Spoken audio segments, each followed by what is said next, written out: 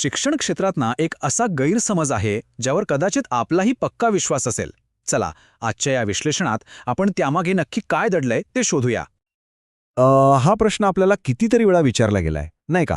आणि आपली उत्तरं पण ठरलेलीच असतात, की मी तर व्हिज्युअल लर्नर आहे, मला बघून जास्त कळतं, किंवा मला ऐकल्यावर जास्त लक्षात राहतं, किंवा मग मला काहीतरी प्रत्यक्ष केल्याशिवाय ते समजतच नाही.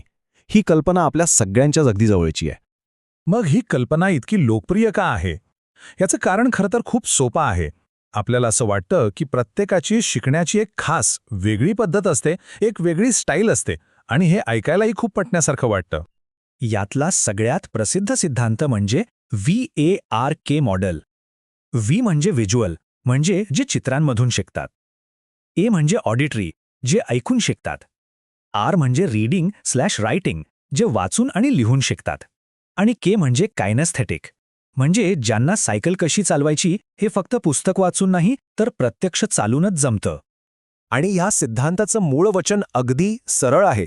जर आपण दृश्य शिकणारे असाल तर आपल्याला चित्र दाखवली पाहिजेत, आणि जर आपण श्रवण करणारे असाल तर आपल्याला व्याख्यान ऐकवलं पाहिजे. असं झालं की आपलं शिकणं खूप सोपं आणि प्रभावी होईल, असा हा सिद्धांत सांगतो. आणि याचा प्रभाव किती आहे पहा. UK आणि नेदरलँड्समध्ये झालेल्या एका सर्वेक्षणात तब्बल 90% जास्त शिक्षकांनी सांगितलं की त्यांचा या पद्धतीवर पूर्ण विश्वास आहे. यावरूनच या कल्पनेची लोकप्रियता आपल्या लक्षात येते. पण बघा, एखादी कल्पना खूप लोकप्रिय आहे म्हणजे ती खरीच असते असं नाही. त्यामुळे आता सगळ्यात महत्त्वाचा प्रश्न येतो की या कल्पनेला काही वैज्ञानिक पुरावा आहे का, आणि तो कसा तपासला जाईल? विज्ञानामध्ये अशा गोष्टी तपासण्यासाठी एक ठरलेली पद्धत आहे. यात काय केलं जातं? पहिलं, लोकांच्या शिकण्याच्या शैली ओळखल्या जातात. समजा दृश्य आणि श्रवण.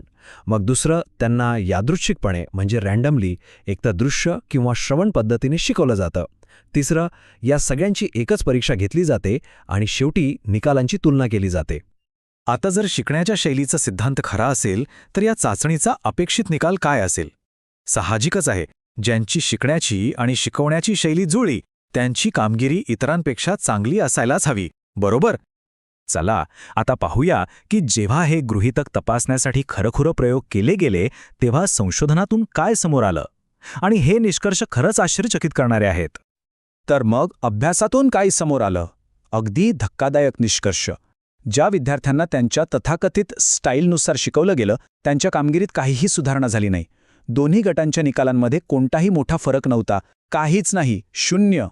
आणि हा काही एकच अभ्यास नाहीये. अजून एक पुरावा बघा. 2018 मध्ये इंडियाना विद्यापीठाच्या अभ्यासात आढळलं की बहुतेक विद्यार्थी त्यांच्या शैलीनुसार अभ्यास करतच नाहीत. आणि गंमत म्हणजे जे करतात ना त्यांनाही त्याचा काहीच फायदा होत नाहीये. त्यांच्या ग्रेड्समध्ये काहीही फरक नव्हता. आणि ह्या सगळ्यावर कळस म्हणजे 2009 साली झालेल्या एका मोठ्या संशोधन समीक्षेचा हा निष्कर्ष. संशोधक स्पष्टपणे म्हणतात की या कल्पनेची लोकप्रियता आणि तिच्या बाजूने असलेल्या पुराव्यांचा अभाव यातील तफावत धक्कादायक आणि चिंताजनक आहे. यावरून वैज्ञानिक मत अगदी स्पष्ट दिसतंय.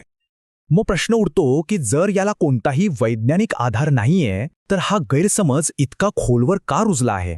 यामागे काही इंटरेस्टिंग मानसशास्त्रीय कारणं आहेत. याचं मुख्य कारण आहे कन्फर्मेशन बायास, म्हणजेच पुष्टीकरण पूर्वाग्रह.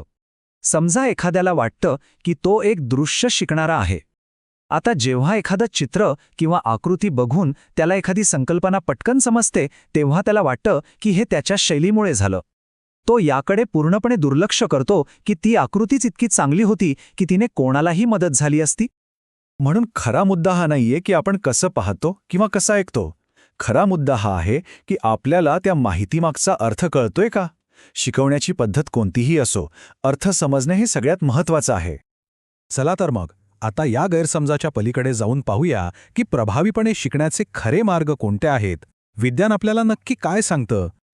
पहिला सिद्ध झालेला सिद्धांत आहे मल्टीमीडिया प्रभाव. सोप्या भाषेत सांगायचं तर जेव्हा शब्द आणि चित्र एकत्र वापरली जातात तेव्हा शिकणं अधिक प्रभावी होतं. फक्त शब्द किंवा फक्त चित्रांपेक्षा या दोन्हींचं मिश्रण नेहमीच चांगलं काम करतं. मग खरंच काय प्रभावी ठरतं? तर अनेक पद्धती एकत्र वापरणं, शिकलेल्या गोष्टीवर खोलवर विचार करणं, त्यासंबंधीच्या समस्या सोडवणं आणि आपले जे गैरसमज आहेत त्यांना थेट सामोरं जाणं. या गोष्टी कोणत्याही स्टाईलचा विचार न करता आपल्या सगळ्यांसाठी काम करतात. आणि लक्षात घ्या, शिकण्याच्या शैलीचा हा गैरसमज फक्त निरुपद्रवी नाहीये. यामुळे विद्यार्थी काही शिकवण्याच्या पद्धतींपासून स्वतःला दूर ठेवतात. मी दृश्य शिकणारा नाही असं म्हणून ते महत्त्वाच्या आकृत्यांकडे दुर्लक्ष करू शकतात आणि यामुळे वेळ, पैसा आणि संधी सगळंच वाया जातं. तर या संपूर्ण विश्लेषणाचा मुख्य निष्कर्ष हा आहे: स्वतःला कोणत्याही एका चौकटीत, एका लेबलमध्ये बसू नका. आपण सर्वजण गरजेनुसार दृश्य, श्रवण, वाचन आणि कृतिशील या सगळ्या पद्धतीने शिकू शकतो. आपल्या सर्वांमध्ये या सगळ्या क्षमता आहेत. त्यामुळे पुढच्या वेळी मी कोणत्या प्रकारचा शिकणारा आहे हा प्रश्न विसरून जा. त्याऐवजी स्वतःला विचारा, ही विशिष्ट गोष्ट शिकण्याचा सर्वोत्तम मार्ग कोणता आहे. कदाचित हा एक प्रश्न आपल्या शिकण्याची संपूर्ण पद्धतच बदलून टाकेल.